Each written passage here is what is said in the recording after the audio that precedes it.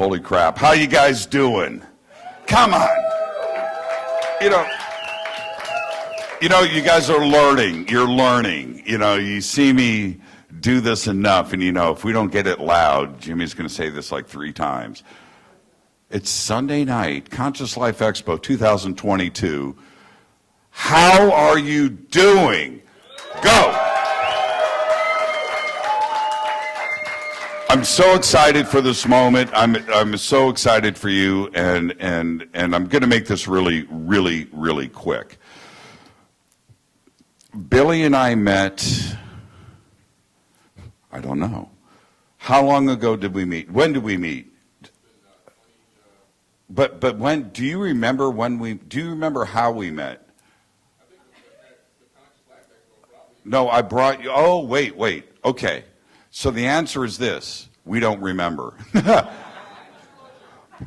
No, I brought him there. Okay, so, but we've discussed this over the years, and we still haven't really remembered. But this is the deal. Billy comes into my life, and we start talking, and he's talking about the research and the things that he's interested in and what he would like to do. And in the future. At that time, they were just words and ideas. Since then, yes, there's the conferences. Since then, Billy has launched a television network that I've been a part of. Billy has written 2 books that I wrote the forewords to. We're in the middle of shooting a film that is getting ready to get released. We'll be talking about that too as well. Everything that Billy talked to me about and we strategized about and had ideas about, everything happened. This is a man that gets things done for this community. And it's been a remarkable run and ride. There are things that we have planned for the future. We'll be talking about all of that. Last year, we did one of the biggest live streams on the web, and we pulled together the biggest names. We had Lou Elizondo, we had Nick Pope, Richard Dolan, help me out, Billy, Linda Moulton Howe, and Billy. And it was just like one thing after another, and everything that we just it all gets done. And he doesn't sleep. He takes my calls. He calls me at all times of the day and night. He's touring the world, researching, getting things done, and it's just been an extraordinary ride and friendship for myself. And we have some big things happening in 2022. What Billy's good, I called tonight's presentation the big reveal. He manages to do a lot of revealing, but we're going to do some of that tonight, and also we're going to do some stuff with Mars live and revealing that here tonight. So you're going to be able to see all of this, but his information is unbelievable. The network is forbidden knowledge. It's called that for a reason. Please welcome 2022 Conscious Life Expo, Mr. Billy Carson. Billy, come on up. Love you, guys.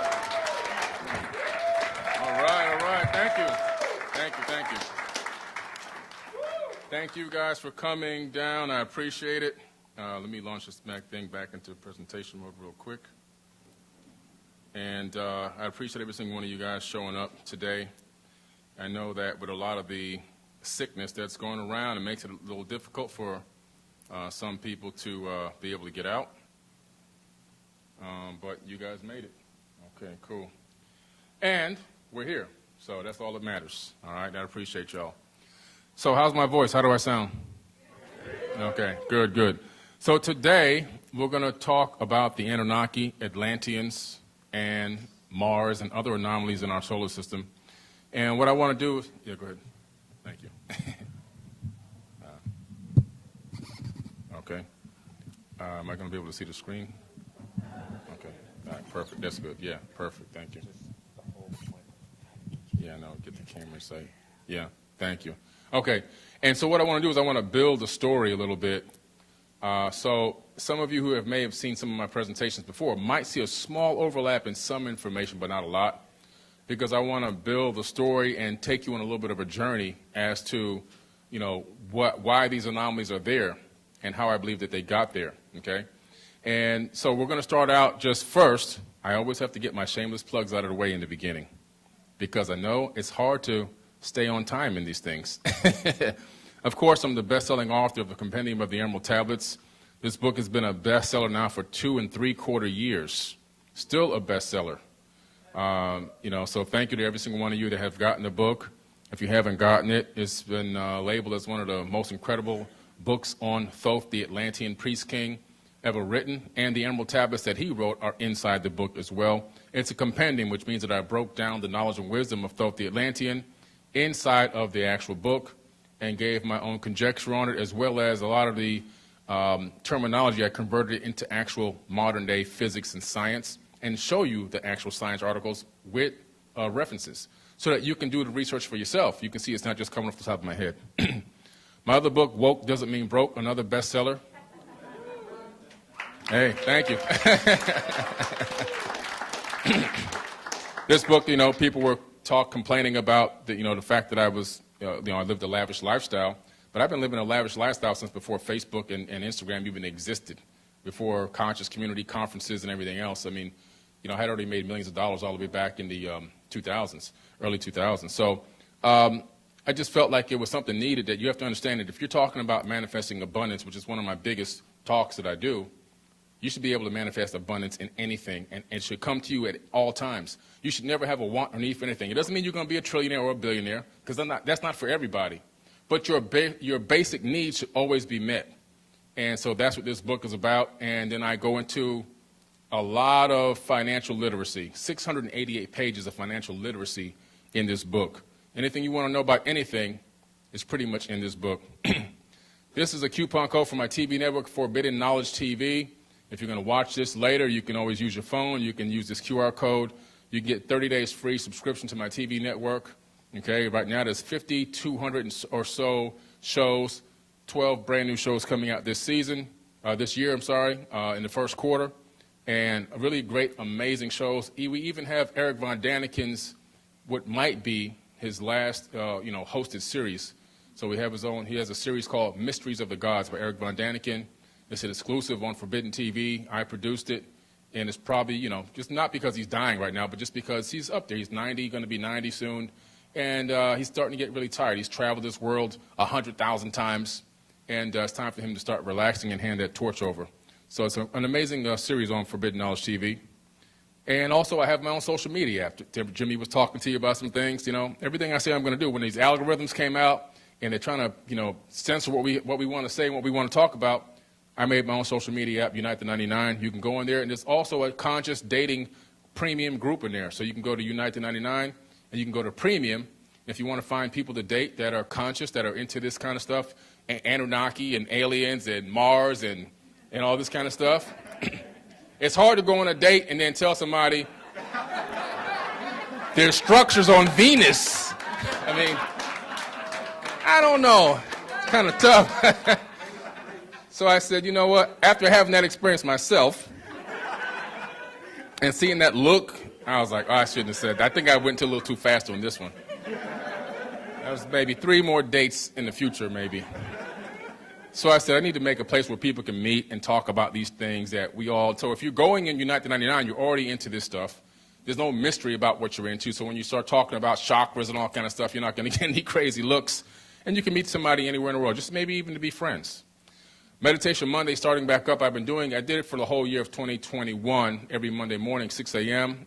You can text me to get on that list. I'm going to start back up again tomorrow. Tomorrow at 6 a.m. I'll be on the Meditation Monday. And also, last shameless plug here, Forbidden Knowledge is selling shares. We've been doing very, very well.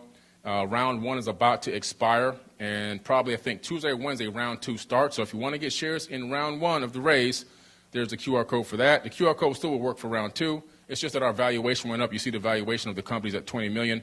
I think it's up to probably close to $40 million now or so. So it's pretty exciting stuff. And so you can use this QR code to become a shareholder. Okay? All right. one more, sorry. Eventbrite, all my workshops are free for 2022, every single workshop I'm doing. A free NFT masterclass, a Woke Doesn't Mean Broke financial literacy class, the Forbidden Book List workshop, the top 20 inventions by black people. That's on Juneteenth. It's a special day for black people, so I'm doing a very special workshop on that day. Anomalies free workshop. This is Mars Anomalies free workshop, top 50. The free cryptocurrency masterclass, religion versus spirituality, and there's one more that I'm going to add. That's 8 free workshops in 2022. Okay, and so there's the QR code. You can join those workshops on eventbrite.com and sign up for 0.00. All right, they're all going to be aired on Forbidden Knowledge TV live. All right, let's get into it, guys. So, the Enuma Elish and the 7 Tablets of Creation is where a lot of the story really begins, talking about the Anunnaki and the Atlanteans. Now, let me explain. The Anunnaki, which means those who from heaven to earth came, okay, is not talking about any one specific race of people. This is important to understand because this is something that's been misconstrued all around the community and YouTube and everything else. Some people, I want them to be all white. I want them to be all black. I want them, no, okay. Anunnaki, the Anunnaki themselves, that term means they came from anywhere in space to this earth. And if you look through the records, and if you go through the different texts, you'll find that there are different races of Anunnaki beings that started this Atlantean civilization. In one of the tablets, one of these people even married a woman from another planet, okay? So when you start digging into these texts and these tablets and these cylinder scrolls and all this stuff, you begin to read the descriptions of some of these people and the descriptions of some of their offspring, you see the differences. They are not all one color. There's some that were black. There's some that were actually African features, but the skin was more mulatto with blonde hair and blue eyes. There's some that are Caucasian looking. There's some that are Native American, indigenous Native American looking. There's some Aboriginal looking. There's a variation of these people, okay? It's not just one. I think that's very important to point out because I'm just sick and tired of hearing the fighting going on when I make a post on something and somebody's, oh, no, they're this. No, you don't know what they are until you read these texts and these tablets. The descriptions are very clear in a lot of these tablets. It's a mixed race of people came here. So the Enuma Elish itself is 7 tablets of creation. These tablets are written in cuneiform. They are located in the British Museum. You can actually go there and see them. Now, if you want to go online and see them, you can go to the UCLA CDLI Cuneiform Online Digital Library. That's a mouthful, okay? But I've been there a million times. And you can grab these stones off the virtual shelf and drop them into the translator. And you can get the translations for yourself. You don't need me. You don't need anybody else. And guess what? Me and thousands of other authors have now discovered that Zecharia Sitchin's information wasn't far from the truth. Did he misinterpret some things here and there? But some things were open to interpretation. The general consensus of the story, people from somewhere else came to this planet and engaged mankind at some point in the distant past. That part is fairly accurate, according to these tablets. I'm just going to give a refresher on the Enuma Elish real quick. The Enuma Elish is the Babylonian creation myth. It was recovered by Austin Henry Layard in 1849 in the ruined library of Ashurbanipal in Nineveh, Mosul, Iraq, and published by George Smith in 1876. Now think about this. Zecharia Sitchin wasn't born in 1876. These tablets that Zecharia used to write his books were already translated. He didn't translate anything. So when people are out here running around saying, oh, he made up these translations and he didn't know what he was talking about, he actually didn't translate anything. As a matter of fact, in all of his books, he quotes where he got his idea for those paragraphs from, and he always mostly goes back to the Bible, Enuma Elish. He even goes to the Quran. He goes to the Mahabharata, the Bhagavad Gita. A lot of these ancient texts, the Egyptian Book of the Dead, Tibetan Book of the Dead, it's all listed. He puts the references in there, but a lot of people have not paid attention. 1876, this stuff was already deciphered long before he was even born. So the accounts that you'll be hearing about today have nothing to do with him. Okay, nothing. So if you have that in your mind, I wonder if this is Zecharia Sitchin stuff. No, it's not. It's just hardcore facts, okay, based on what's written on these cuneiform tablets. And again, important to also understand. We got to start dispelling a lot of these crazy myths that have been floating around. The Enuma Elish has about 1,000 lines and is recorded in Old Babylonian on 7 clay tablets each holding between 115 and 170 lines of Sumero-Akkadian cuneiform script. Most of Tablet 5 had never been recovered until recently, and Tablet 5 was discovered at the Somalia Museum in Iraq. So Tablet 5, we have it now, and there's a lot of amazing accounts in Tablet 5. And Tablet 5 is huge for this talk today, because without it, we would not be able to say that the Anunnaki had a connection to Mars. But because of Tablet 5, we can now say that they definitely were on Mars.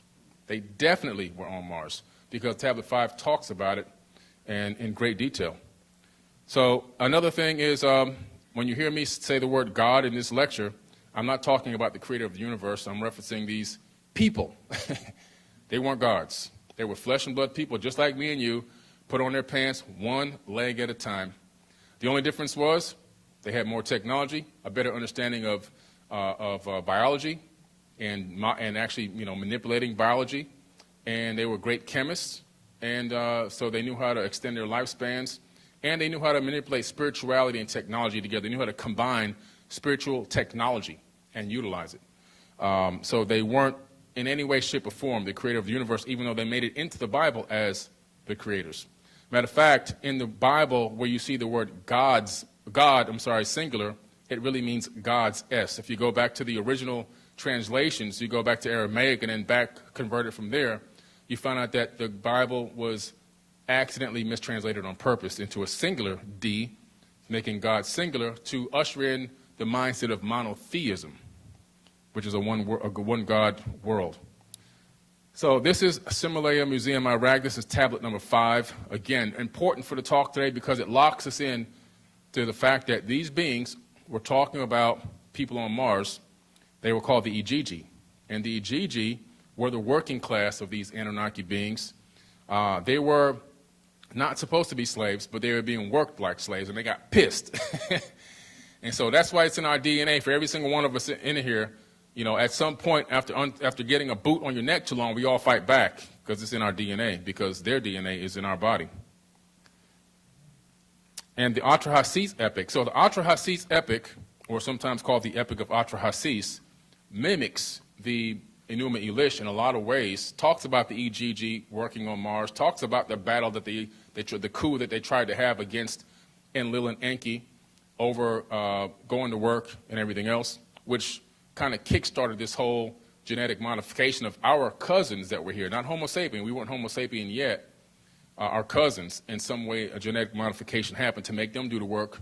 They didn't want an artificial man because, if you read the tablets, the talks were that if they had that, then what would stop them from outdoing them? See, even they knew AI was no good. Even they knew it. So they must have maybe had some experiences with it in the past that didn't work out too well. But what they did was they decided to take the existing hominid on this planet. So they didn't create human beings. That's another big myth that goes on. The Anunnaki didn't make people. They didn't have a magic power to make people. What they did was Isis took an egg from one of our cousins, our hominid, right? She cleaned out the genetic material. She added some of their material. They call it adding their essence to it. She put it in her womb. This is in vitro fertilization 200,000 years ago.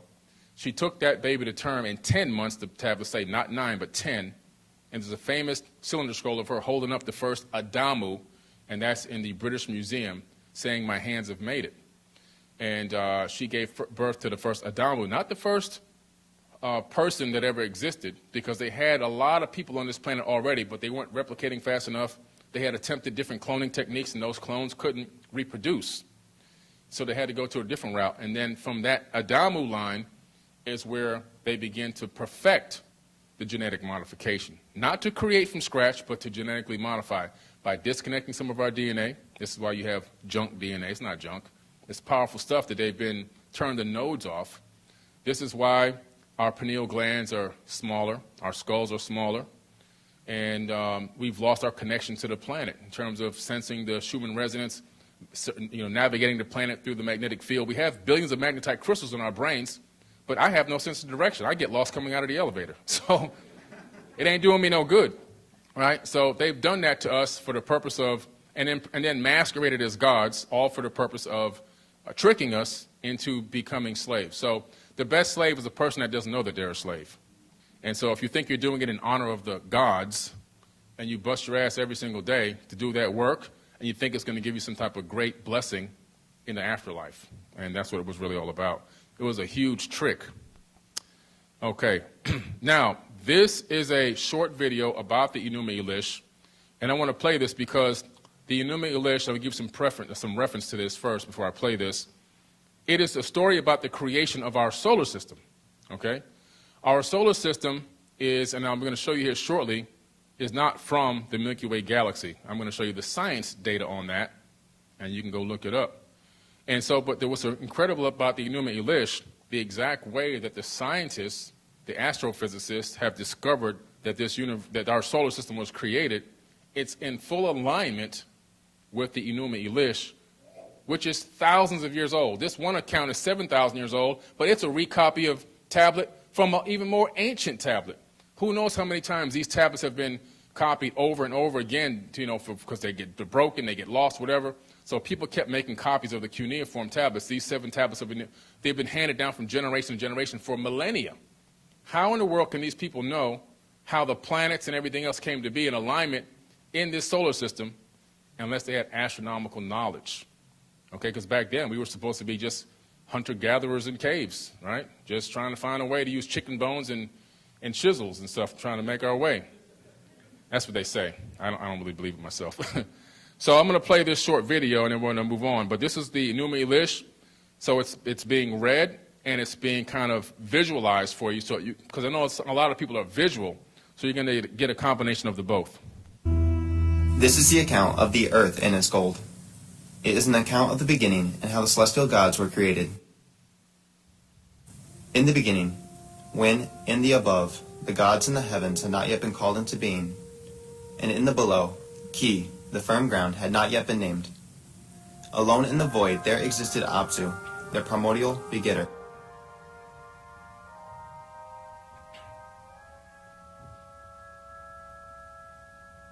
In the waters of the below, the celestial gods had not yet appeared. In the heights of the above, the celestial gods had not yet been created. Above and below, the gods had not yet been formed. Destinies were not yet decreed. No reed had yet been formed. No marshland had appeared. Alone did Apsu reign in the void. Then, by his winds, the primordial waters were mingled. A divine and artful spell Apsu upon the waters cast.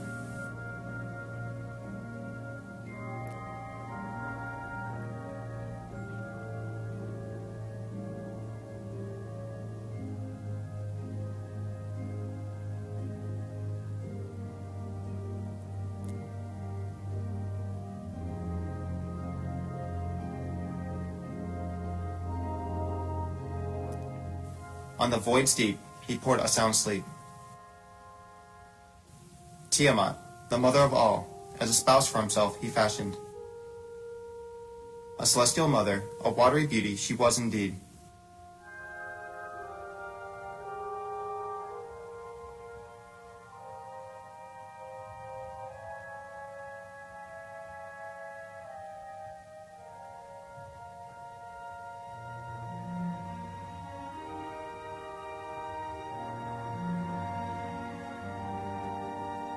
Beside him Apsu, little Mamu, then brought forth.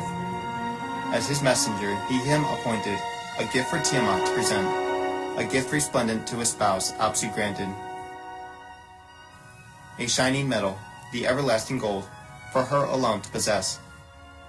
Then it was that the two, their waters mingled, divine children between them to bring forth.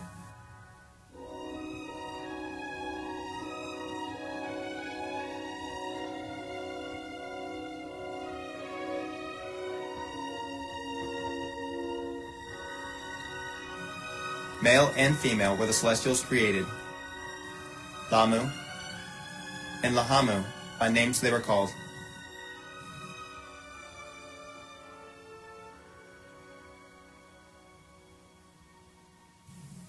In the below did Apsu and Tiamat make them an abode.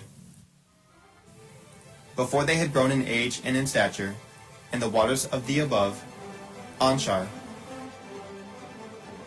and Kishar were formed. Surpassing their brothers in size they were, As a celestial couple, the two were fashioned. A son, On, in the distant heavens, was their heir. Then Onto, to be his spouse, as On's equal, was brought forth. As a boundary of the upper waters their abode was made. Thus were three heavenly couples, below and above, in the depths created. By names they were called, the family of Apsu, with Mummu and Tiamat they formed.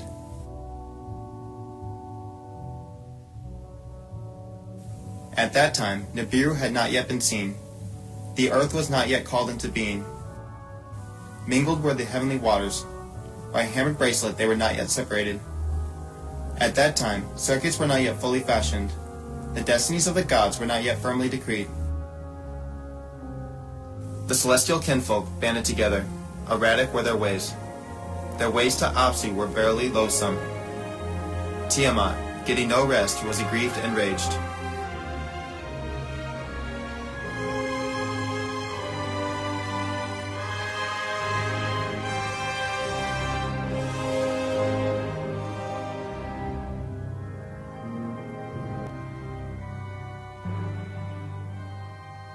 A throng to march by her side she formed. A growling, raging host against the sons of Apsu she brought forth. With all 11 of this kind she brought forth. She made the firstborn, Kingu, chief among them. When the celestial gods of this did hear, for counsel they rallied. Kingu she has elevated, to rank as On, command to him she gave. To each other they said.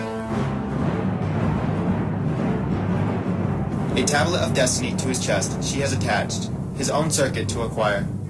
To battle against the gods, her offspring Kingu she instructed. Who shall stand up to Tiamat, the gods asked each other. None in their circuit stepped forward, none a weapon for battle would bear.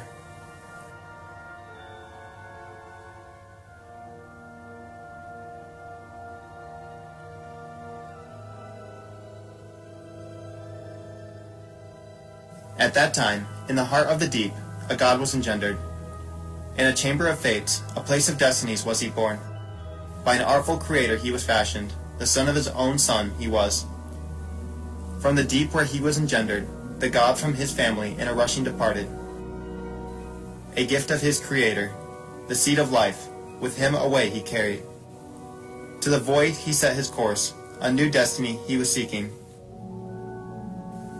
The first to glimpse the wandering celestial was he ever watchful onto. Alluring was his figure, a radiance he was beaming.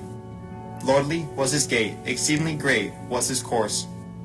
Of all the gods he was the loftiest, surpassing theirs his circuit was. The first to glimpse him was Onto, her breast by child never sucked. Come, be my son, she called to him. Let me your mother become. She cast her net and made him welcome, made his course for the purpose suited. Her words filled the newcomer's heart with pride. The one who would nurse him made him haughty. His head to doubled size grew larger. 4 members at his sides he sprouted. He moved his lips in acceptance. A godly fire from them blazed forth. Toward Onto his course he turned, his face to On soon to show. When On saw him, my son, with exultation he shouted. To leadership you shall be consigned. A host by your side will be your servants. Let Nibiru be your name, as crossing forever known. He bowed to Nibiru, turning his face at Nibiru's passage. He spread his net, for Nibiru 4 servants he brought forth. His host by his side to be, the south wind, the north wind, the east wind, the west wind.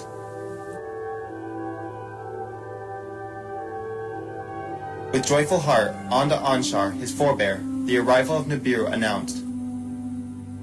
Anshar, upon hearing this, Gaga, who was by his side, as an emissary sent forth, words of wisdom to On deliver, a task to Nibiru to assign.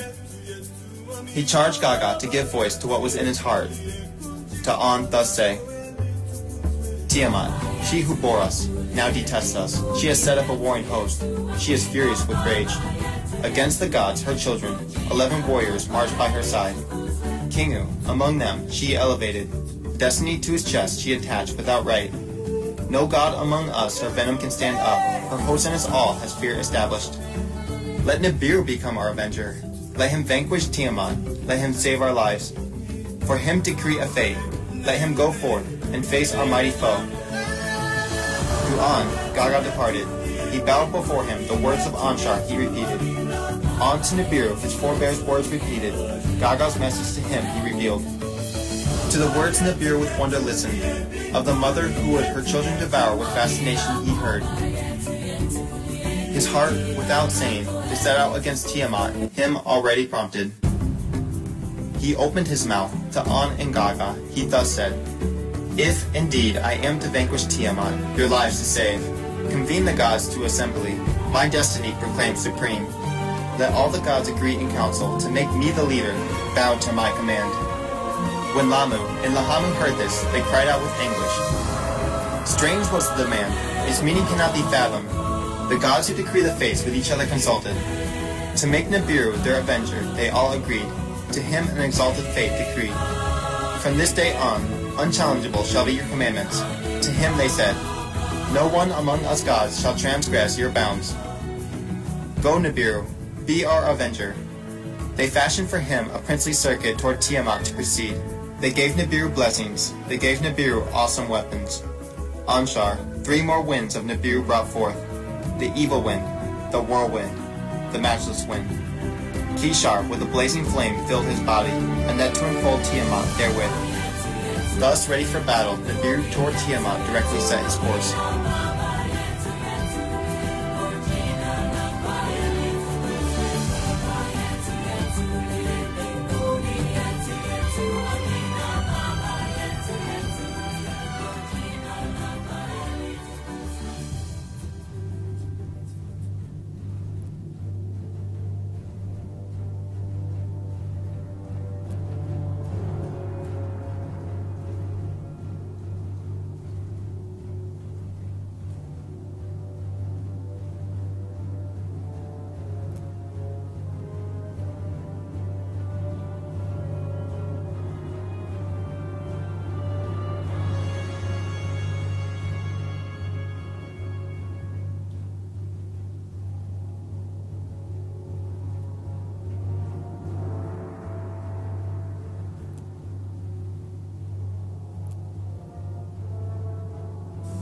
Now this is the account of the celestial battle, and how the earth had come to be, and of Nibiru's destiny. The Lord went forth, his fated course he followed. Toward the raging Tiamat he set his face, a spell with his lips he uttered. As a cloak for protection, he the pulsar and the emitter put on. With the fearsome radiance his head was crowned. On his right he posted the smiter, on the left the repeller he placed. The 7 winds, his host of helpers, like a storm he sent forth. Toward the raging Tiamat he was rushing, clamoring for battle. The gods thronged about him, then from his path they departed. To scan Tiamat and her helpers alone he was advancing. The scheme of Kingu, her host commander, to conceive. When he saw valiant Kingu, blurred became his vision. As he gazed upon the monsters, his direction was distracted. His course became upset, his doings were confused. Tiamat's band, tightly her encircled, with terror they trembled. Tiamat, to her roots gave a shudder, a mighty roar she emitted. On Nibiru she cast a spell, engulfed him with her charms. The issue between them was joined, the battle was unavoided. Face to face they came, Tiamat and Nibiru, against each other they were advancing. They for battle approached, they pressed on for single combat. The Lord spread his net, to encompass her he cast it. With fury, Tiamat cried out. Like one possessed, she lost her senses.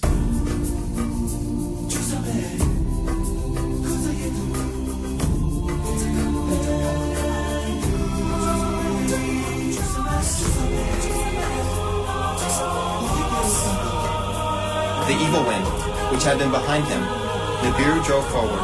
In her face he let it loose.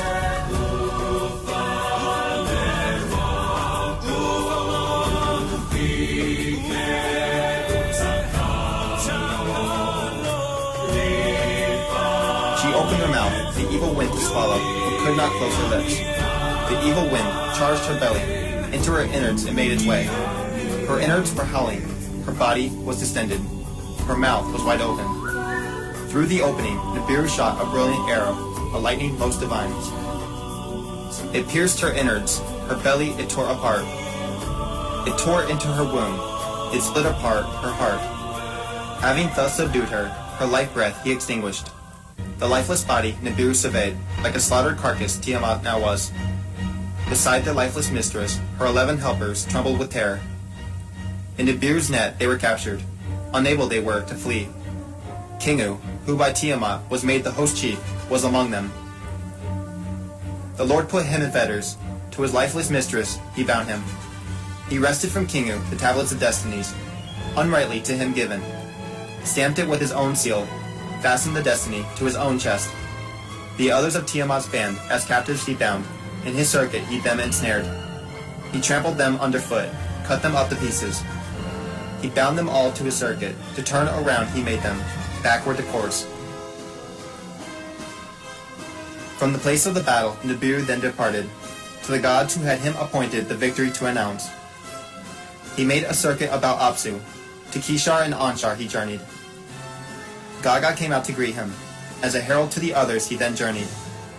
Beyond on and onto, Nibiru to the abode, in the deep, proceeded. The fate of lifeless Tiamat and of Kingu he then considered. To Tiamat, whom he had subdued, the Lord Nibiru then returned. He made his way to her, paused to view her lifeless body. To artfully divide the monster in his heart he was planning. Then, as a muscle, into 2 parts he split her. Her chest from her lower parts he separated. Her inner channels he cut apart. Her golden veins he beheld with wonder. Trotting upon her hinder part, the Lord her upper part completely severed. The north wind, his helper, from his side he summoned. To thrust away the severed head, the wind he commanded, in the void to place it. Nibiru's wind upon Tiamat then hovered, sweeping upon her gushing waters. Nibiru shot a lightning. To north wind he gave a signal. In a brilliance was Tiamat's upper part to a region unknown carried. With her the bound Kingu, who was also exiled, of the severed part a companion to be. The hinder part's fate Nibiru then considered. As an everlasting trophy of the battle he wished it to be, a constant reminder in the heavens, a place of the battle to enshrine. With his mace, the hinder part he smashed to bits and pieces, then strung them together as a band to form a hammered bracelet. Locking them together, as watchmen he stationed them. A firmament, to divide the waters from the waters. The upper waters above the firmament, from the waters below it he separated. Artful works Nibiru thus fashioned. The Lord then crossed the heavens to survey the regions. From Apsu's quarter to the abode of Gaga he measured the dimensions. The edge of the deep Nibiru then examined. Toward his birthplace he cast his gaze. He paused and hesitated. Then to the firmament, the place of the battle, slowly he returned. Passing again in Apsu's region, of the sun's missing spouse he thought of with remorse. He gazed upon Tiamat's wounded half. To her upper part he gave attention. The waters of life, her bounty, from the wounds were still pouring. Her golden veins Apsu's rays were reflecting. The seed of life, his creator's legacy, Nibiru then remembered. When he trod on Tiamat, when he split her asunder, to her the seed he surely imparted. He addressed words to Apsu, to him thus saying, with your warming rays to the wounds give healing. Let the broken part new life be given, and your family as a daughter to be. Let the waters to one place be gathered, let firm land appear. By firm land let her be called, Ki, henceforth her name to be. Apsu to the words of Nibiru gave heed. Let the earth join my family. Ki, firm land of the below, let earth her name henceforth be. By her turning let their day and night be. In the days my healing rays to her I shall provide. Let Kingu be a creature of the night. To shine at night I shall appoint him. Earth's companion, the moon forever to be.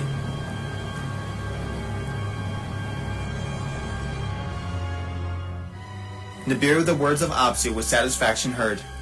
He crossed the heavens and surveyed the regions. To the gods who had him elevated he granted permanent stations. Their circuits he destined, that none shall transgress nor fall short of each other. He strengthened the heavenly locks. Gates on both sides he established. An outermost abode he chose for himself. Beyond Gaga were its dimensions. The great circuit, to be his destiny, he beseeched Apsu for him to decree. All the gods spoke up from their stations. Let Nibiru's sovereignty be surpassing. Most radiant of the gods is he. Let him truly the son of the sun be. From his quarter Absu gave his blessing. Nibiru shall hold the crossing of heaven and earth. Crossing shall be his name. The gods shall cross over neither above nor below.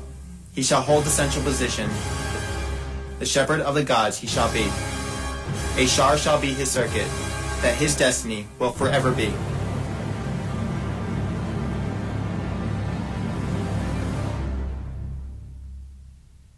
Well, you just read the Enuma Elish, so you don't have to worry about going and reading it now. But I'm telling you, this is the truth. This is how this solar system came to be, and we're going to go a little bit deeper because you have to establish a baseline for things before you start dropping information on people. So just as Uranus, right?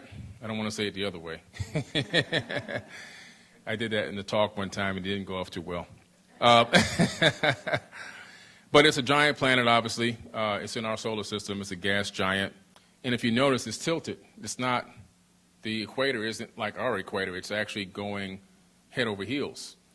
When all of this happened in the ancient past, millions of years ago, with the Enuma Elish, that's millions of years ago when that stuff happened, it tilted over Uranus. It also made Saturn switch places with Neptune. Okay, now we know this. This is official astrophysical data. When you go to any college, any university, go get any Encyclopedia Britannica now, the newer ones, if they have those anymore, or go online and look up online encyclopedia in astrophysics, you'll find that mainstream science has now made it official that something came through our solar system and caused everything you just see and put our planets in the orbits that they're in, the spin rates that they are on their axis, as well as knocked over Uranus and caused Saturn and everything else to lose its original position. And then when Tiamat crashed and blew up with Nibiru, by the way, that word Nibiru, who people say is not real, it's actually in the Enuma Elish. It's been there this whole time. So when it crashed into Tiamat, which was 4 to 6 times the size of Earth, broke apart and a big chunk of it swung away and recoalesced with all the water and all the organic material, which is where we are right now. And the reason why you can find anomalies on this planet where you can go into mines and you can go down into different areas of the Earth and find, they found a vase 300 million years because the material that's like encrusted on it, they can date that. They found hammers 200 million years, right? How does that happen? How in the world can we have 200? Well, you got to remember, Earth is a part of another planet. That Tiamat planet was a water-bearing planet with land. Most likely, in my personal opinion, had intelligent life. And I think that a lot of these things that we're finding in those rock strata that are 200 and 500 million years old are from when we were part of another whole planet. That's what we're finding, artifacts from a previous millions of years ago when we were actually combined to Tiamat. We were part of Tiamat. So nobody ever talks about that. But I think it's really worth looking into the fact that I really do think that we are literally seeing evidence of a previous advanced civilization that we used to be a part of as far as the planet goes. This is Pluto. Pluto was also swung into this very weird orbit because Pluto was also a moon of Saturn.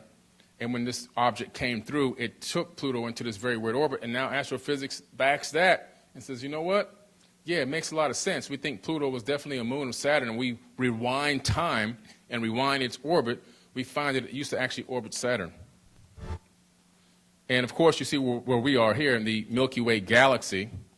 But the reason why I'm showing you this is because, according to new astrophysics from just a few years ago, we're not from here. Now, some of you may have heard me say this before. Imagine the shock of growing up in a loving family with people that you call mom and dad, and then suddenly learning that you are actually adopted. You're not from their family. This is the same sense of shock that came as scientists announced that the sun, the moon, and our planets and its siblings were not born into the familiar band of stars known as the Milky Way galaxy, but we actually belong to a strange formation with the unfamiliar name of the Sagittarius dwarf galaxy. So we're from Sagittarius, not the constellation Sagittarius. We are from the Sagittarius dwarf galaxy, a whole other galaxy away from the Milky Way, collided with the Milky Way. The Milky Way is larger, has more gravity, and it's been gobbling it up, which would explain all of this crazy orbits and crazy collisions that were going on. because as these stars come in, this is the actual image from the astrophysics book. You see the Sagittarius dwarf getting gobbled up by the Milky Way, and where our yellow sun is right there, that is exactly where, oh, there's no way to put the mouse, there, that little yellow dot, that's exactly where our solar system is located, right where it meets and is being gobbled up. So you have billions of stars merging with billions of stars. You're going to have collisions in the early parts of this. Now they figured out that when you look into the night sky when there's no light pollution and you see that swath of stars across the sky that we've been calling the Milky Way all this time, oops, we had to rewrite the books, guys. That's not the Milky Way. That's the Sagittarius. That's the arch you see right there when you look up. That's the arch. You're looking at the arch of the Sagittarius going across the sky, not the Milky Way galaxy. It's in the process of merging, and it will continue this merger over the next few billion years.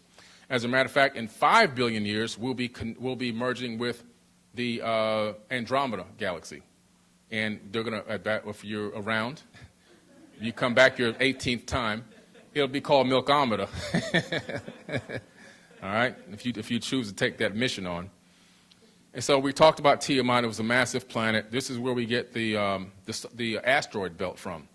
The asteroid belt, also known as the hammered bracelet in biblical texts and other ancient texts, used to be Tiamat. It was a planet. There's another planet outside of Mars. Does anybody know what that planet is called?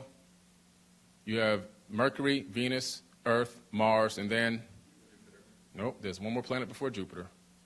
It's called Ceres, C-E-R-E-S. C-E-R-E-S. They hardly ever mention it. You know why they never mention it? You have to get an astrophysics book to find it or look it up online because it has more fresh water on it than Earth. And it's right before the asteroid belt. So another big chunk of that Tiamat recoalesced with water like we have water. It has water.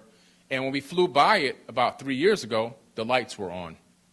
And they posted that, and you can look it up. You can download it from nasa.gov. You can get all the images from the European Space Agency website. And then they said, well, maybe it's ice particles, right, from the sun. But when they got to the backside, the lights were still on. So, yeah, I don't think it was ice on the backside glimmering into the camera. I think that the lights were on. So we have that other planet that's hardly ever mentioned. You have to really dig and look for it in any kind of a directory of the solar system, but it's there, and it's well documented, and it's in astrophysics books, series. I think that, my opinion, I think that there may be life on that planet. It has more fresh water than Earth. It has an atmosphere. It has solid land.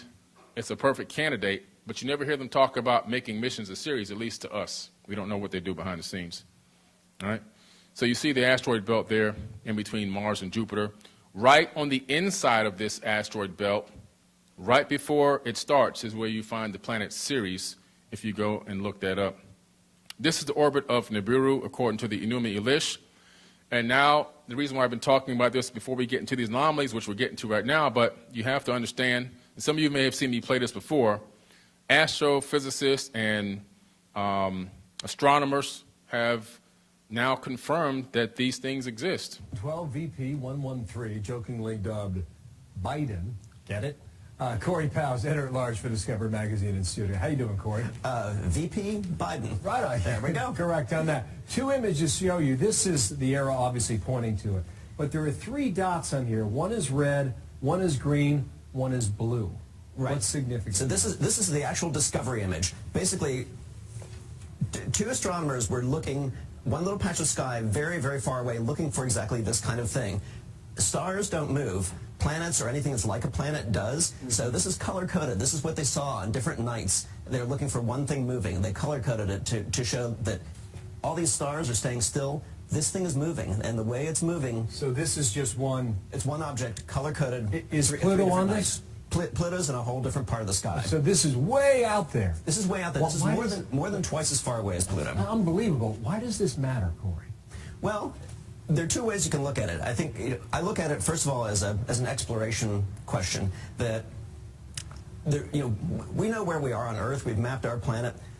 Our solar system is still terra incognita. It's full of surprises. This object is something that astronomers said shouldn't even be there. There's a whole other solar system beyond the planets that we know that shouldn't even be there. There's a whole other solar system beyond the planets that we know that shouldn't even be there. Another solar system. We live in a binary. Beyond the planets that we know that are full of these things that are sort of planets, sort of comets. Some of them they call dwarf planets. That's what they're calling this one. What we're seeing is we're seeing our neighborhood. We're seeing what's around us. And then the second part is we're seeing where we came from around us. And then the second part is we're seeing where we came from around us. And then the second part is we're seeing where we... The point is they're finding these objects. They've now labeled Planet 9, which is out there as well, another planet in a very strange elliptical 10,000-year orbit around the sun. They've discovered more rogue planets. They've discovered a brown dwarf star out there in the inner Oort cloud area orbiting our sun every 4,200 years, which means that we live in a binary solar system, which means that there are two suns, not just the one yellow one, but there's also a dark red one that you can only see in two-mass infrared mode. That's why you can't see it with the naked eye. And it has, even though it's much smaller than our sun, it has the same amount of mass. So when it swings around the sun, it creates gravity waves. And these gravity waves ripple in through the solar system. And when you have that kind of friction, it creates friction in the planets, and those planetary cores warm up in all the planets and moons, and then what happens? They begin to have ice caps melting. They begin to go through global warming. Global warming is not because, you know, the cows are farting and your car's got an exhaust pipe and you got too much hairspray cans. I'm sorry. Do we have an effect on global warming? Yes, don't get me wrong. A very small effect. Global warming, if you take the ice core data, in which we've done this already. You go to Antarctica, you get the ice core data, you go back tens of thousands of years. And every so many years, 8 to 15,000 or so, you can pull out and find out a global warming period on Earth. Every single time. And we can go back thousands of years and find every warming period, and we can even tell you what the temperature was. Guess what, guys? This isn't even the hottest one. We're not even close to the hottest warming period ever. Okay, we're actually in great shape, believe it or not. A lot of it's just about making money and all kind of other foolishness. Global warming is because of this object, this brown dwarf. As it wraps around the sun, as it gets closer, as it's cooking up, coming in, the gravitational fields merge.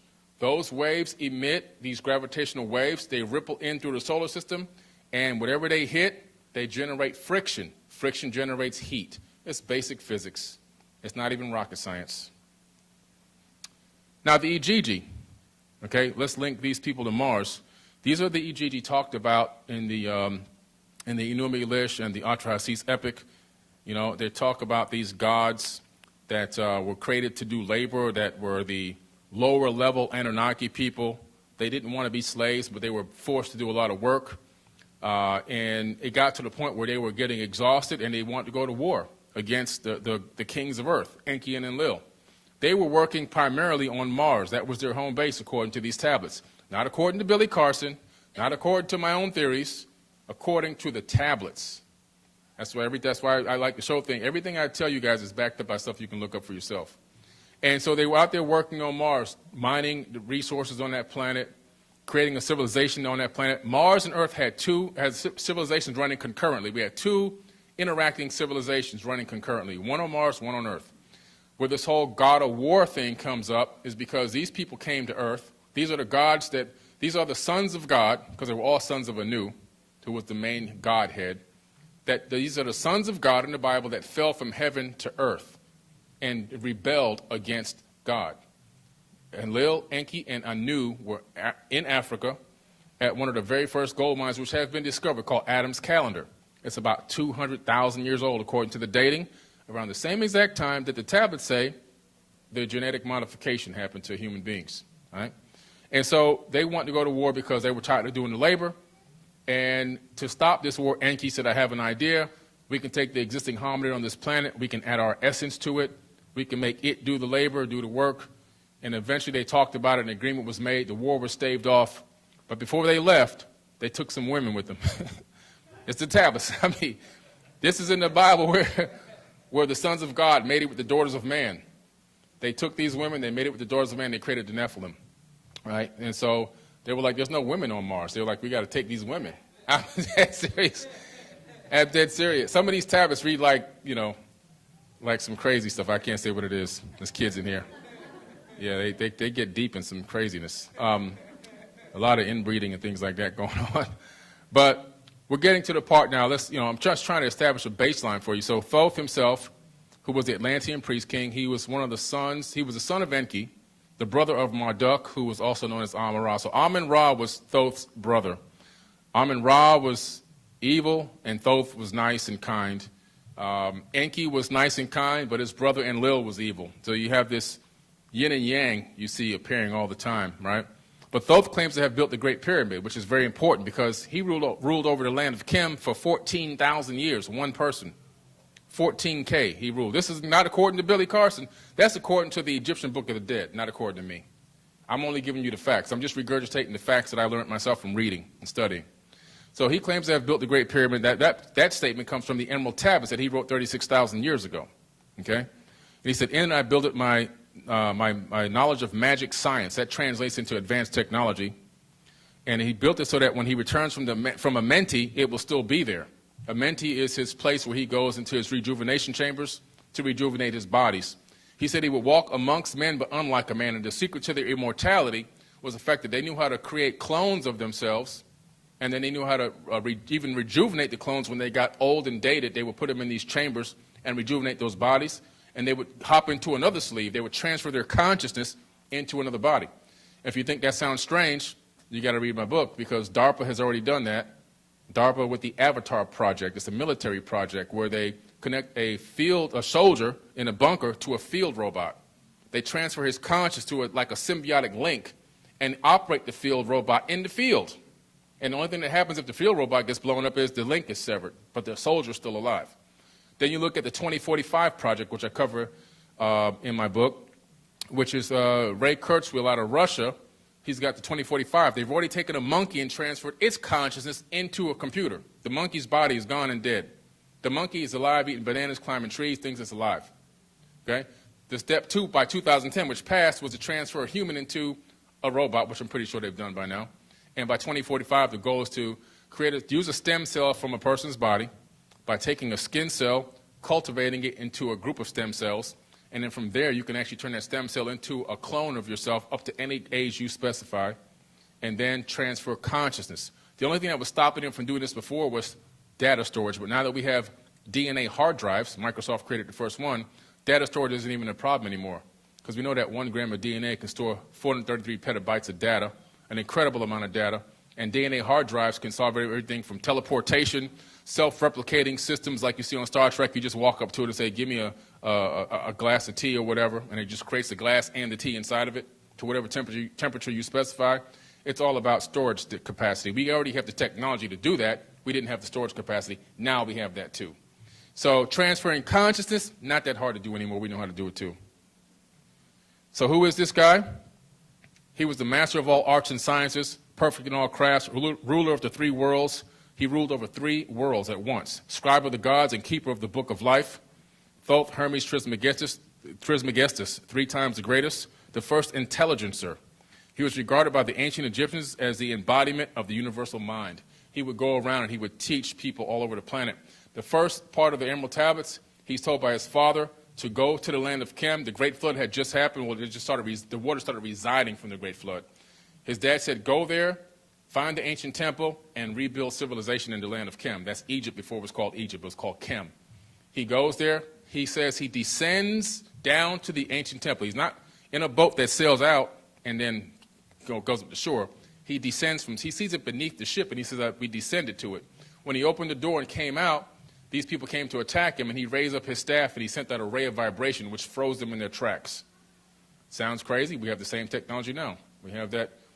We have an active denial system in the military. It sends out a beam ray that hits you and makes you stop. It can make you, depending on how they tune it, it can make you vomit. It can make you feel like you're on fire. It can make you feel like you're in pain. We have the same technology now. So he had this then. And then he re-kickstarted civilization and brought those people back up to a higher level of civilization. And he told his crew to go around the planet and duplicate what they had done there, restarting civilization all over the planet. And I've been to a lot of these places. This is me inside the King's Chamber at the Great Pyramid. That broken piece there on the corner of that granite box it literally exploded off of there because of an energy spike, and the wall that you can't see 20 feet or 30 feet across the room and hit that corner and dented that granite with the same exact angle because this is a power generation room right here. And there's a reason why that happened. The Ark of the Covenant used to be inside that box. But that's another lecture. The King's Chamber, as you know, is located right above the Grand Gallery, and the Grand Gallery is the coordinates for the speed of light in meters per second. Now, meters didn't exist, but they actually did because we know that the Sumerians had proto-cuneiform a metric system. So the metric system wasn't just discovered in the 1960s and all this. It's a bunch of garbage. This stuff is ancient. All we do is rediscover everything. We discover nothing. We rediscover everything. Everything was already here. We only rediscover information. One of the most amazing anomalies here is the Great Pyramid. All right, this is a picture of me. I think this was 2014 or so, one of my trips there.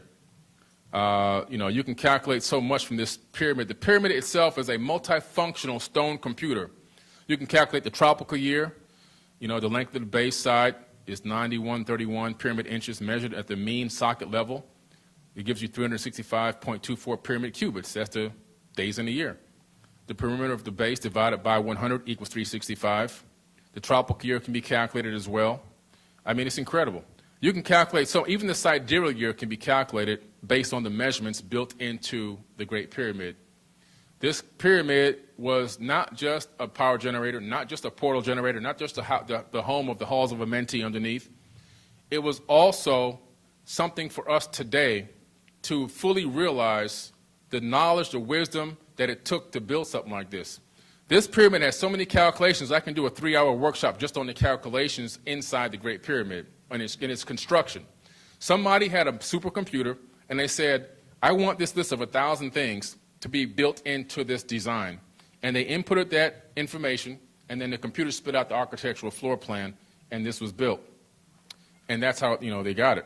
The mean distance to the sun, the height of the pyramid times 10 to the 9th power represents the mean radius of the Earth's orbit around the sun, or the astronomical unit, the AU. So we're measuring AUs in ancient times. The mean distance to the moon can be calculated. The length of the Jubilee passage times 7 times 10 to the 7th is the mean distance to the moon. To do this, guys, you have to actually know how far away the moon is. You can't we're on Earth, I want to calculate the distance to the moon. No, you need to actually know the distance to the moon before you can create this structure. These people had supreme astronomical knowledge, and the type of knowledge that you need to have this requires technology like a satellite or a spaceship or some type of device that can scan that far and bounce back a beam, and then you can calculate the rate of the speed of light as it bounces back and calculate that distance based on how long it took to bounce off an object on the body and then get back to you. You have to really be technologically advanced. All right? So there's just so many calculations that we've established here. I can go on and on with this, but the Great Pyramid itself is a masterpiece of construction. And I don't believe that all the pyramids on Earth were built by aliens. That's not what I'm saying. What I am saying is that these people taught people how to build these things. They oversaw them. They were the master architects in a lot of cases. And as you go further forward in time towards our current era, you start seeing lesser quality structures. You start seeing smaller blocks. You start seeing decay. When I travel around the world, the more ancient the object is, the more intact it is. The newer the objects are, the temples and these pyramids and structures, the newer they are, the more dilapidated they are. What does that tell you? The knowledge is being lost over time as time gets closer to where we are right now, right? So let's have a look. Not that one. This is technology in the Temple of Abydos. I've been there now several times, and both times, 2 different homegrown guides. The thing about it being a accidental resurfacing of a hieroglyph, wrong. First of all, you see it's about 30 meters up above me, all right? The second thing is that column had never been touched. Now, in this temple of Seti, there were hundreds of glyphs of Seti. And then Ramses, who took over, this is basically typical. What you do is when you take over because your father died, now you change all of his hieroglyphs to your name. Now, these guys were brutal people, these rulers, these kings, these pharaohs. They were brutal. I'm just telling you right now. They will kill you without even thinking about it. So when you tell your workers to go change all these cartouches to my name, if you forget one, you're dead. You don't live. And then somebody else has got to come in and fix it. The fact that this was never touched, not changed to the name Ramses, tells you when all the other ones in the entire, and this place is huge, it's massive. Who's ever going with me in October, if anybody here is going with me in October, we're going there. And this place is massive. And so the fact that this didn't get touched, it tells you something. It was not an accident. All the guides will tell you the same thing, that it's never been touched. That's just something they were told to tell tourism. One more amazing anomaly on Earth that matches something on Mars here as we're getting out into Mars. This is Avebury in the UK. This is an ordnance map of Avebury, okay? So if you were to go to Avebury in the UK, there's some mounds there that are artificially built, and there's some trails leading up to those mounds, which are these roads leading in, creating that triangle type of a structure. There's a place on Mars called Cydonia that we took these images of a long time ago with a satellite. And there's a D&M pyramid, a five-sided pyramid, the famous face on Mars. Another area which is like a dilapidated ancient city, potentially. Not saying it is, but it matches the Pleiades in terms of its shape and its angle. It's aligned with the Pleiades. But when you look at the ordnance map and you overlay it on top of Cydonia, it's a match. The mounds that were put, they moved hundreds of millions of cubic tons of soil to create these artificial mounds in the UK at Avebury. And the trails that connect them, when you overlay them, they match Cydonia perfectly. Another researcher discovered this. It's an amazing, amazing thing. The fact that these two areas mirror each other. One's on Earth and one's on Mars. Okay? Pretty interesting. There's another place in Deir Allah in Jordan where you see the face on Mars is mimicked, and you can only see it from an airplane flying high over. If you're on the ground, you can't tell what it is, but it's also the face on Mars. And the face on Mars is an Anunnaki named Alalu. Alalu tried to take over kingship of Nibiru. He tried to actually take over kingship, and they wouldn't let him do it, so he decided to create his own little war. He killed the king, and then he fled. He got to Earth. The reason why they didn't kill him is because he gave them the secret on how he got past the hermit bracelet. They came here much later. They said, okay, we'll spare your life for hooking us up with all this breakaway area. We can come here, we can take all these resources and so forth. We'll spare your life on this one. But then he still didn't have enough. He wanted to challenge Anu. He's like, I want to challenge Anu for the kingship of everything.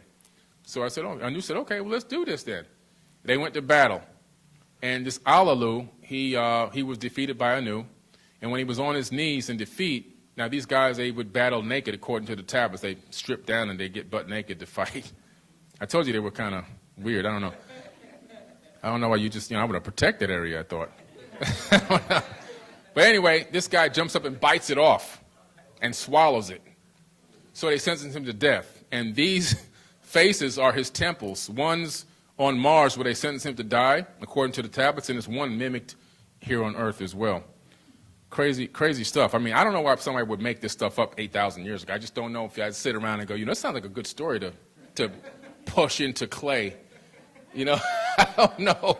I don't have that kind of time.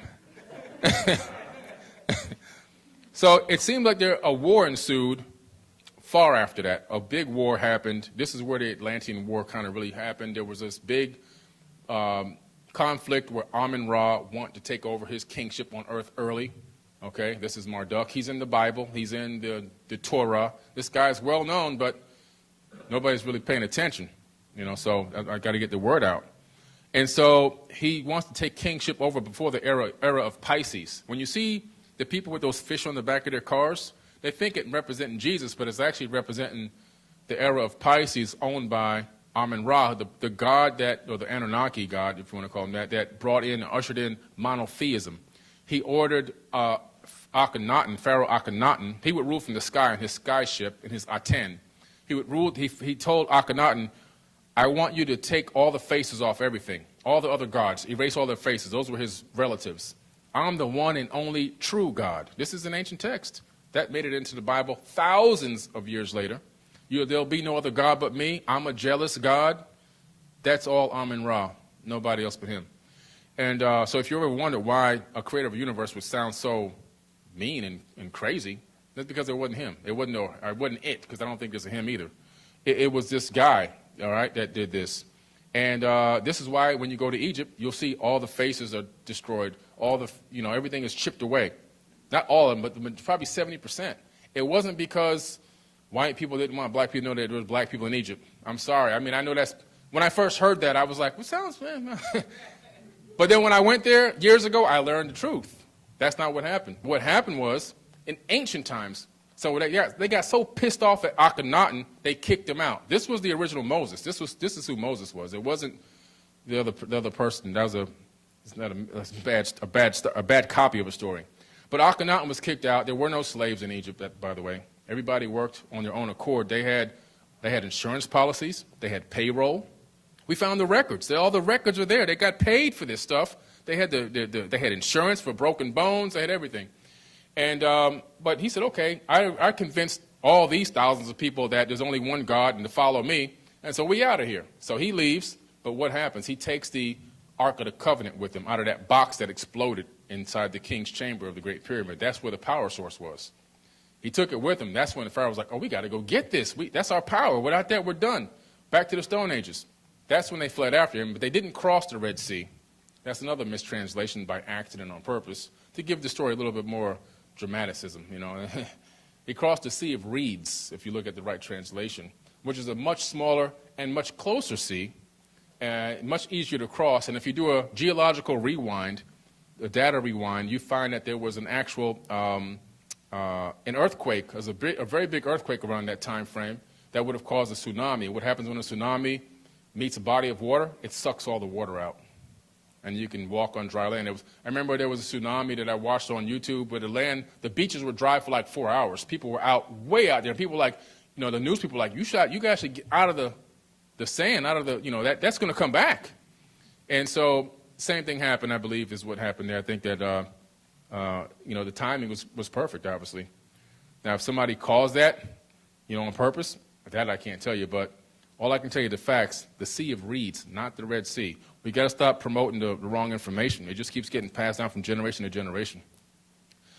Now, these people fled around, they fled from the Pleiadian star system to these different star systems because they had previous wars. These people always were getting into wars. When you read in more ancient texts, you get into the Vedas and you get into the Mahabharata and you get into all these ancient texts, you find that these people have been fighting over and over again. No matter where they go, there's wars.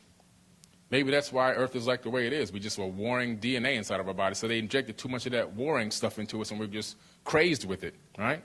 But they fled to these star systems, which is why these star systems are aligned with the Great Pyramid shafts. If you look at the Great Pyramid, the shafts are aligned with these star systems. And why? Because of the Queen's chamber of the Great Pyramid is a hydrogen extractor. It extracts hydrogen from water. When the Nile used to run underneath the Great Pyramid in ancient times, it created something called physiostatic electricity up through the crystal granite. That also had a shaft that would rise water up into and down into the Queen's chamber, which would extract hydrogen. Why hydrogen? When we try to communicate with other star systems right now today, we try to contact aliens and see if there's anybody out there. We send information on the hydrogen frequency.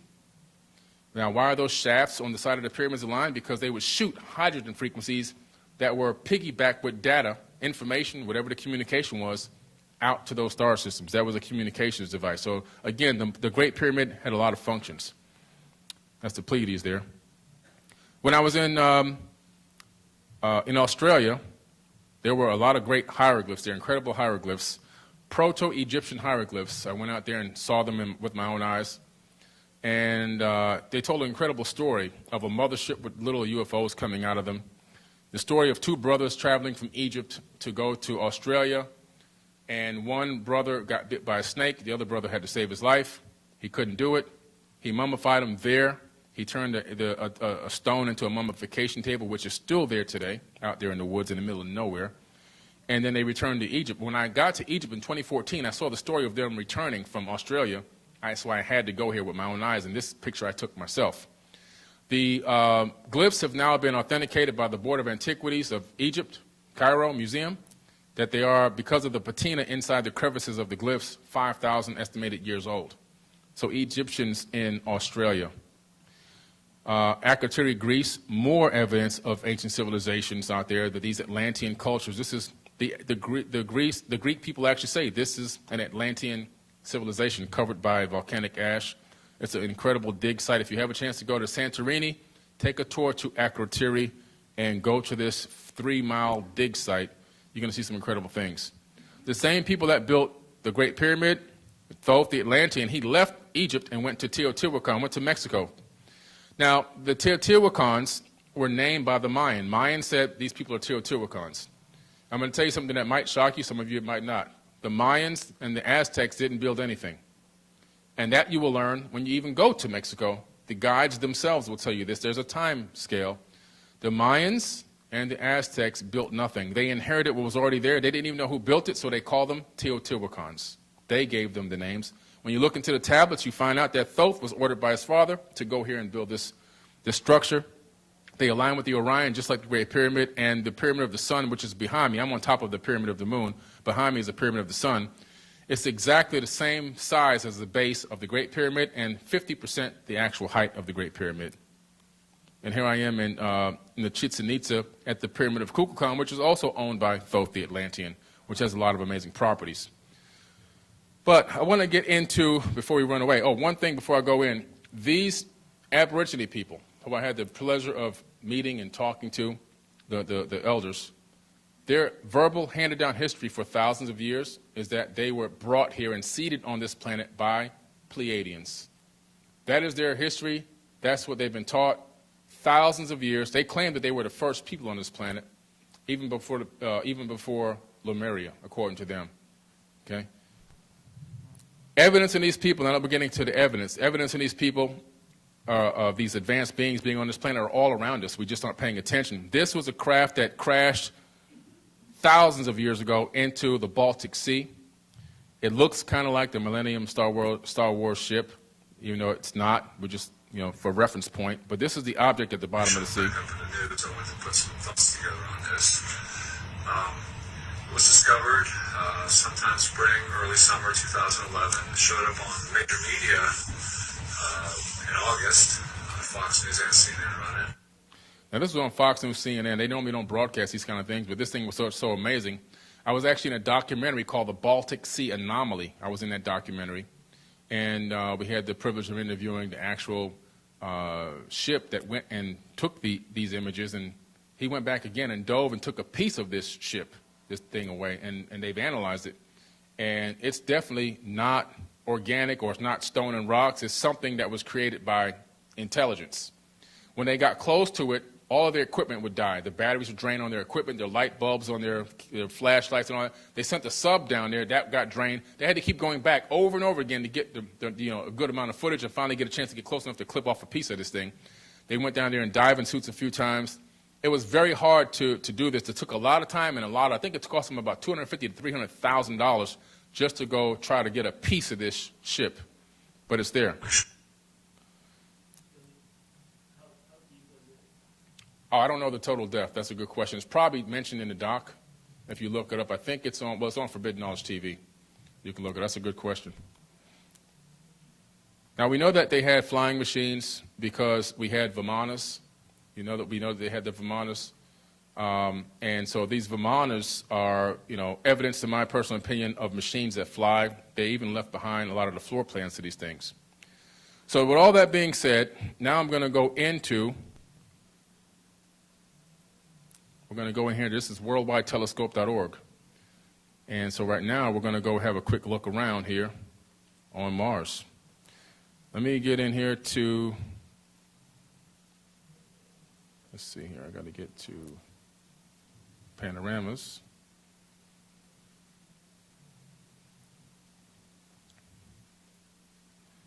Okay. Let's see. Panoramas. Let's go into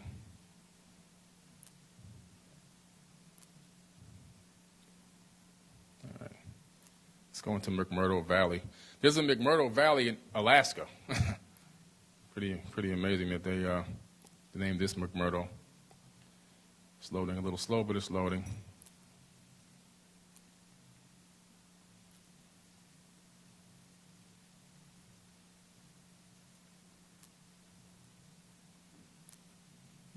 Come on. I'm online.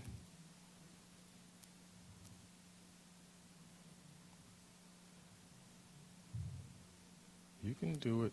I know it's online. Let me just see. It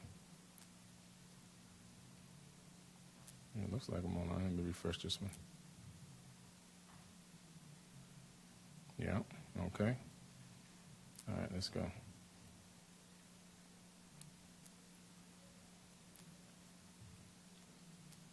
Let me close it and open it.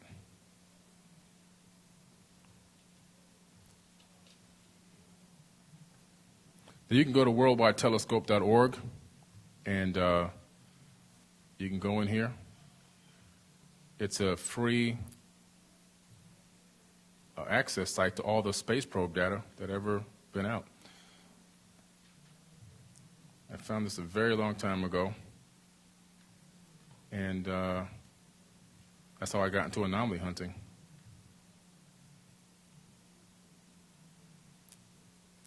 The software's acting up. Let me just go to the site and do it the old-fashioned way. All right, close. Let's go here.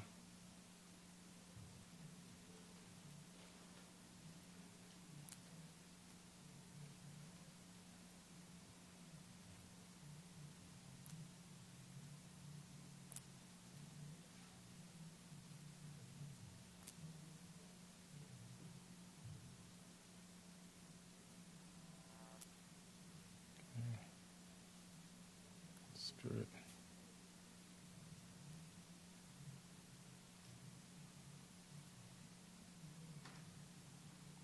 Okay. We're on Spirit. We're on Mars. All right. There's a lot of rovers to go into. I chose this one because I want to be able to go to some anomalies very quickly and some things that just look like they're out of place. You can see huh? No, it's not real time. No. I wish it was. That would be even better. I have a piece of technology that I'm developing that would make this real time, but that's another venture. Yeah. Okay. Not yet. No, not yet. No, that'd be a totally separate company. Okay, let me zoom in here. Okay. Here we go. There's some anomalies here. So I'm looking at this hill here. As I approach this hill, you're going to notice, hopefully this thing clears up a little bit. This internet is so slow in here. What is going on? There's some objects right here that are very strange and peculiar. Just wanted to fully download. I don't know if you can make this out. You see this? Okay, it's clearing up a little bit. You see this object right here? Does that look like a rock to you? You ever seen a rock that looks like that? I mean, we don't know what it is, obviously, but on the computer it looks even a little bit more clear. This square part in the front, this rectangular part, I'm sorry, it looks really defined, almost as if it might have been like a screen. I'm not saying it's a screen, but it's really flat. It's got this piece that's coming up out of the ground. Then if I go over here and I zoom into this object, this anomaly, hopefully it clears up a little bit for you. I know it's kind of blurry from your perspective, but you can see this object. If you look underneath it, it almost looks like it has something making it stand up, some legs underneath it. I don't know what it is. I just don't think that these things right here are rocks. And this structure that's on top, whatever this is, it has something behind this veil. It's almost transparent, but not quite transparent. And so it looks like there's something in there. I mean, we don't know what it is. But it looks translucent, right. So these are things that we just categorize as anomalies. What is an anomaly? An out-of-place object. Something that doesn't appear to belong with the surrounding terrain. You see? And then if I zoom out a little bit and I come back up this hill, there's more stuff up this hill.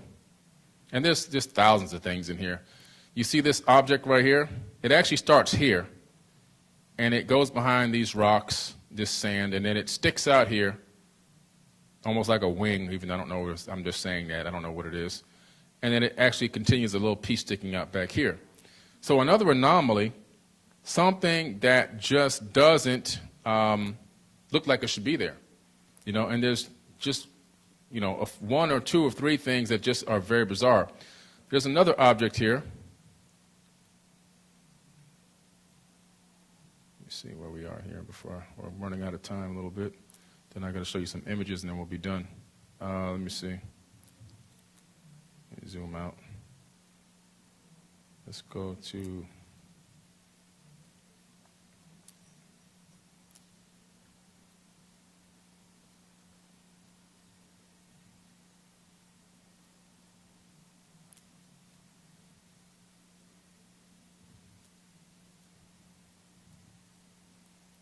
that hill.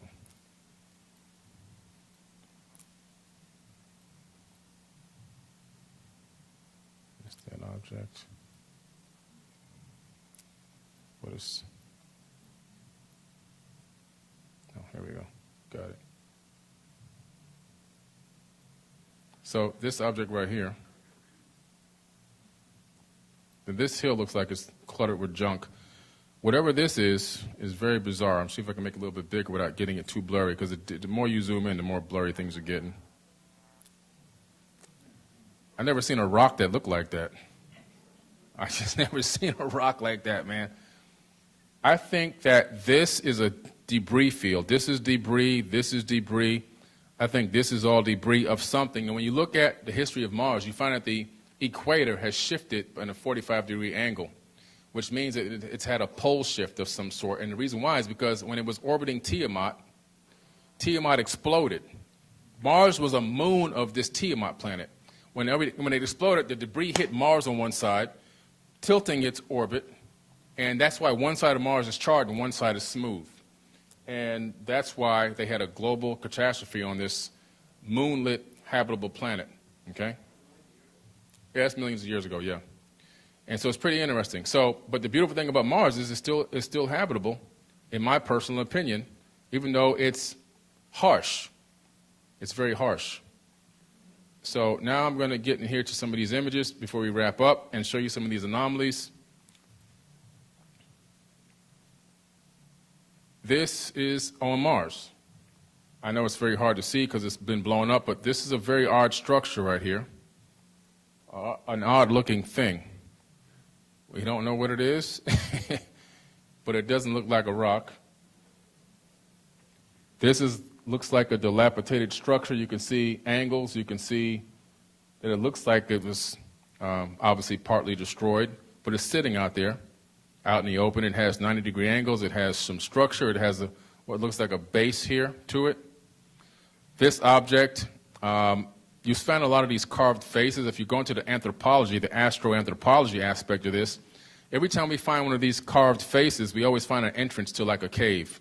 So it's like they're marking where they live. And I think that people still live there, in my opinion, my personal opinion. This is another carved face, very detailed. This is all within a very small area. So it's not like this is the whole planet. This is within a small area of not that many miles. You can find this many anomalies. This object is sitting out there. We don't know what it is, but it's really strange. It doesn't make any sense, and according to the surrounding terrain, it just doesn't belong there. Yeah, I know. This doesn't belong there either. We don't know what it is, and we have all the source images. All the source images, you see the image at the top? All the source images are there. We provide this for everybody. Anybody can go look these up. This object, we don't know, but it looks like either a tool or a piece of metal or something just laying there. We can't tell what it is. Again, doesn't look like a rock.